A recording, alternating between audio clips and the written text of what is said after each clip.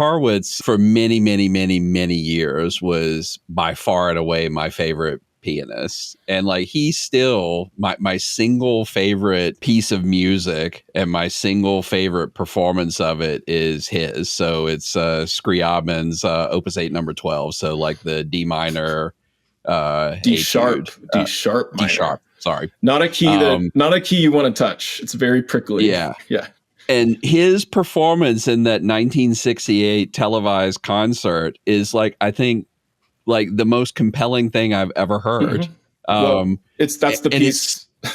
That performance is part of the reason I'm a pianist. I mean, that exact performance of that exact piece, when I first saw it, also just there was something about the color of that old, CBS live performance from behind the piano, and he comes out with this strong bass.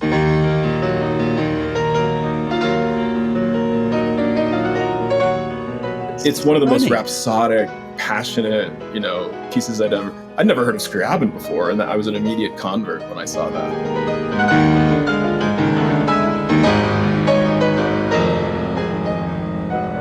That piece I had to learn it because of Horowitz, just like I had to learn the Goldberg variations. God help you.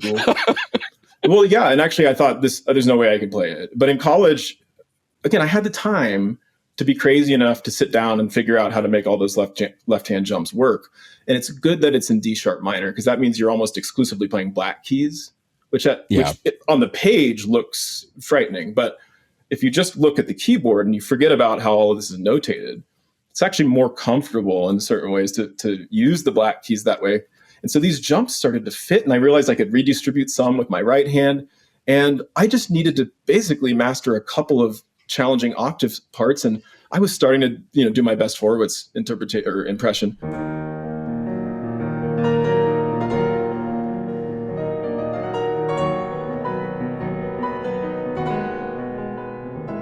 I took this piece to Jerry Lowenthal, one of my teachers at Juilliard, and he hadn't heard me play it before, and I was about to play it on the radio somewhere, and I just wanted to run it for him. And I come in and I start with the Horowitz, just bashing the left-hand octaves, just cacophony. And he stops me. Stop. Why does everyone have to try to play this like Horowitz? He said, and he showed me. He said, first of all, there's no dynamic indication at the beginning. And you can start very quietly, and it's extremely effective. Later on, I saw there's a later Horowitz performance, I think in London. Yes. Where he plays the same piece, and he begins it almost pianissimo. So even Horowitz did the opposite.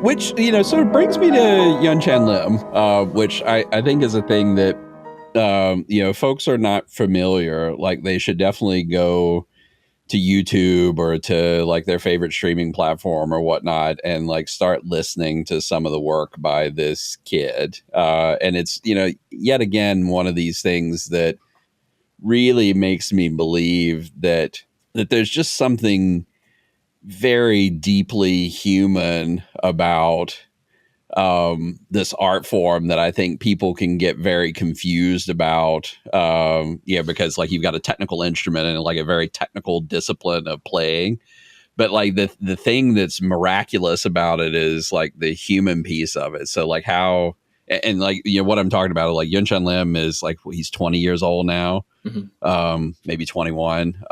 Just 20. So so a couple of years ago at the Van Cliburn piano competition, which is one of the world's like big piano competitions for young musicians to go prove themselves to the world, he wins the competition, and there's a concerto performance at this competition, and like everyone was performing the Rachmaninoff's third piano concerto, and he comes out and delivers this performance that was unbelievable. Like one where the conductor is like wiping a tear away from her eyes. Like the orchestra that was playing with him like had this crazy reaction to the performance, and it's just unbelievable. Like, and up until that point, like that 78 Ormandy performance that Horowitz had given was like my high watermark. And like, and I changed my mind. It was like, this thing for 50 years was like test of time. Like so many people thought it was the best. And then all of a sudden they're changing their opinion. And part of it was like the whole performance. Like watching him play it was part of what made it compelling. And look, so everyone should go watch your analysis of this performance because I think it's the best one on the internet, trying to explain why it is that this young man had done something extraordinary with a 100-year-old score and a multiple 100 years old instrument that has been played a million times, recorded thousands of times, analyzed within an inch of its life by like very smart people and very great artists. And yet, here he comes and he does something new and surprising. Like, it's amazing. There's an old romantic notion that music is ineffable. It expresses things that can't be expressed in words. And I think we agree that there's truth to that. You even said something that's similar, but it also, I think, has led to a deficit in good analysis and commentary, at least in popular, mainstream of music. There's a kind of fear of talking about what makes a performance great or interpretation great. It's almost like explaining a joke. It's like, no, don't do that. It's just supposed to hit us and then leave it alone. And I remember in college, somebody giving a lecture recital, and there was somebody sort of grumbling next to me. It's like, can't we just let the music speak for itself? That's the thing you're supposed to say about it. And I remember sort of being puzzled because I was always overly analytic about everything. And here I am, not letting music speak for itself, but speaking way too much about music. But people really appreciated that. I just took his performance and I clarified it for myself. What made this connect with me? And then when I listened back and took all these notes on everything, I realized, he was listening to Horowitz here, or he sort of discovered an inner voice there. And it helped that I just heard countless performances of this over the years, that I could sort of listen anew and hear somebody, on the one hand, synthesizing certain older interpretations, but also integrating them into his own new sort of take on it. And what was fun about what I did, and I think what people really appreciated, is they had this moving experience that they couldn't quite explain. And so to have somebody else help clarify for them what was so special about it made them want to re-listen. And so then when they re-listened and it got to those passages, they heard more. They actually heard it was a different experience. I mean, we think, I've heard that piece before, or even I've heard that recording before. But this music is way too rich. There's too much going on. There's too much polyphony. There's tens of thousands of notes. There's infinite ways that you could, of a variety of ways of approaching it and phrasing it, that even just listening to the same recording, you're going to notice a new detail. Or if you do know a detail's coming, you're going to enjoy it again in maybe a new way.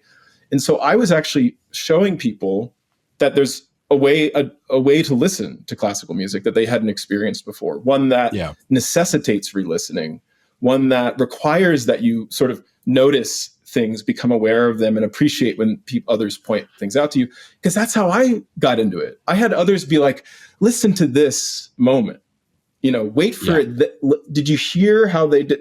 And so I loved that kind of engagement with others. And YouTube is just, for me, the greatest opportunity to platform to sort of create that. It also allows me to indulge my long-standing interest in just creating content. I've been editing videos since high school projects, and finally it's coming to good use. And so now I get to design these things where I both clarify things for myself in these video essays and analyses, but also I get to design the way it looks and how the score appears on the page. And I love editing the music. So it's like one performance will sync up suddenly with another performance, almost you didn't hear it, but now that helps you hear the difference. Like putting Horowitz and Argerich and Yunchan back to back to back.